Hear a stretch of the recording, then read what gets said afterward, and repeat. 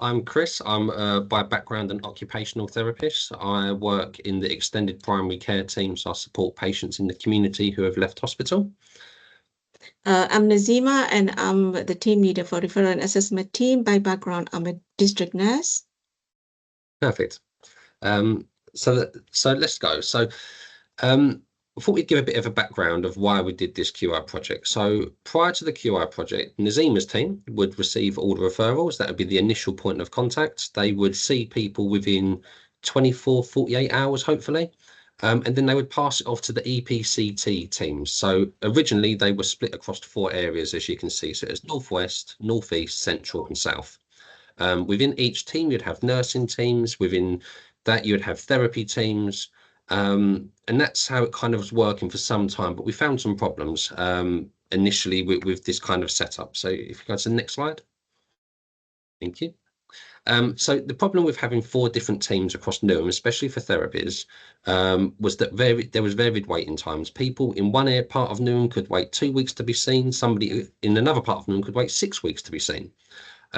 Within the individual teams, there will be different skill sets, different staffing mixes. So some people would be more qualified in some areas, whereas some people would struggle in other areas.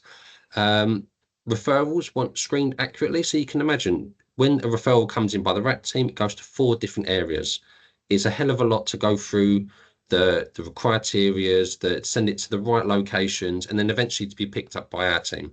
So again, across the 4 areas, there's all different waiting times. And most importantly, patients were not seen within the appropriate time according to their health need. So when referrals came in, if they were urgent referrals, it needed to be seen quite quickly.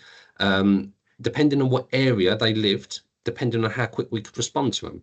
So if it was an urgent person in one area, it could be a day, 2 days. If it's another area, it could have took a week, 2 weeks. So we decided that this wasn't quite working and we wanted to pull all our resources together. Perfect.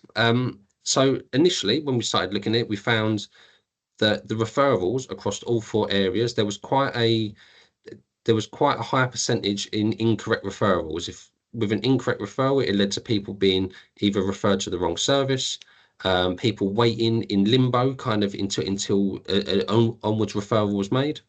As you can see from the graph here, so we took data over the course of nearly a year, well, actually over a year.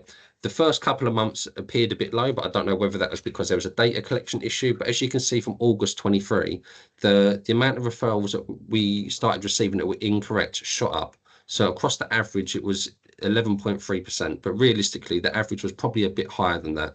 And if you can look at the times as well, so we had a peak towards October, November 2023, so that's when its winter pressure starts kicking in. And again, it kind of goes down as we start getting around it, and then it goes back up again. So the referrals kind of came in what we would expect, more in winter, a bit less in summer, but we'd still get continual inappropriate referrals throughout. When we looked at the referrals, we kind of wanted to know where they were coming from, the actual percentage of were they inpatient referrals that were incorrect, were they GP referrals, were they local hospices? So it turned out 33%, it turned out on the far left, the GP referrals that we were getting were by far the highest inappropriate referrals. For occupational therapy, there's various different services across Newham that people could be referred to, but it appeared the majority of people were getting referred to us irrelevant of their health need.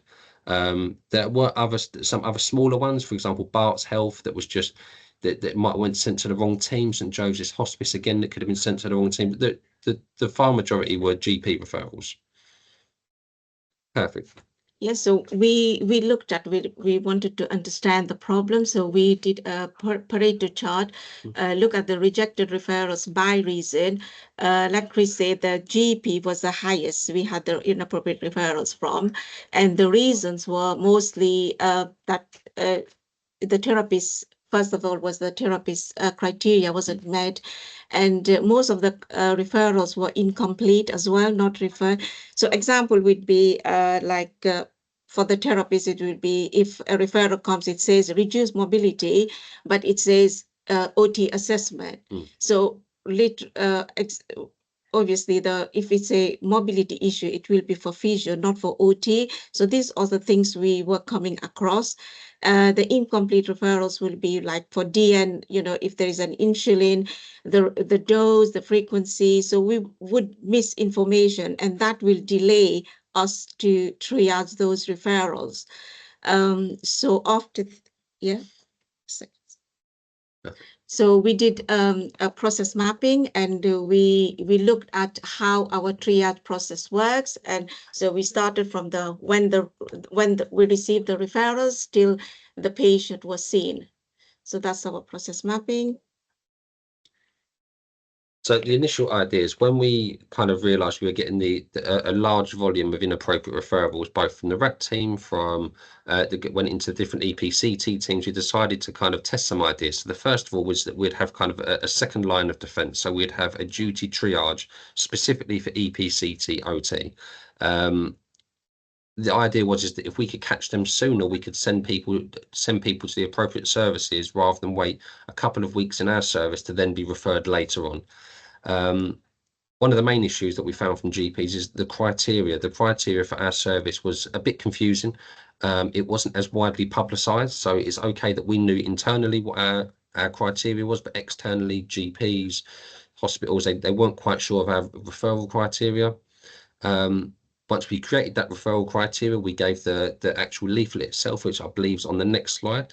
We gave that to the RAT team so they can have it to hand. So when they're also screening their referrals, there you go. So this is what we tried to make it as simple as possible, as crystal clear. So that way, when a referral comes in, we would know where it would go.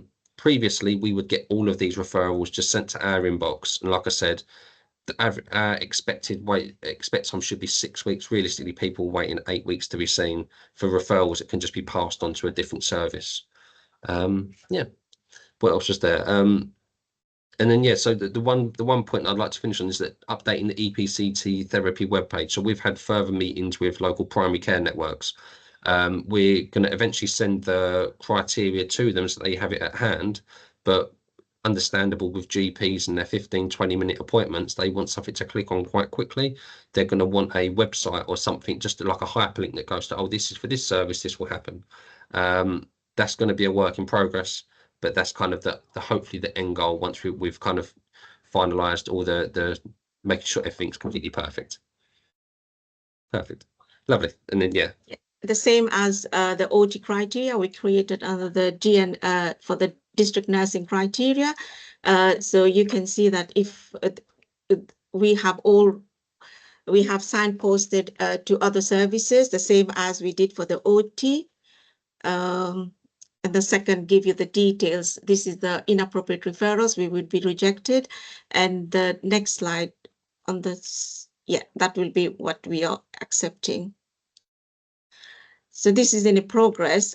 We haven't got the recent data, how it has improved, but literally we have seen some improvement across since we started this project.